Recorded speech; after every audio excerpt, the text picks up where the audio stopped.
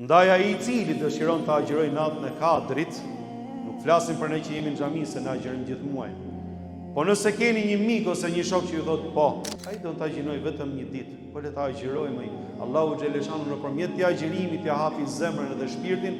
Allahu xhaleshanu nëpërmjet kësaj vepre ta udhëzojë edhe më tepër. Në kohën e profetit alayhi salatu wassalam, një ditë kur Ebu Sufjani ishte armiku më I përbetuar në Mekë ndaj Muhammed Mustafa alayhi salatu wassalam. Një ditë vajza e profetit alayhi salatu wassalam pengohet dhe imagjino ai kishte armik, s'do të më pa me sy e luftonte profetin alayhi salatu wassalam.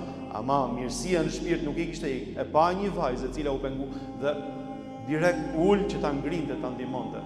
Kur shkon në shtëpinë e saj I thot profetit alayhi salatu wassalam, vajza e tij thot, o bab, thot, Ebu Sufjani më ndihmoi, thot, subhanallah. Tha profeti sallallahu alaihi wasallam, o Allah për këtë mirësi që ka udhëzoje. O Allah për këtë mirësi që ka udhëzoje. Pra edhe një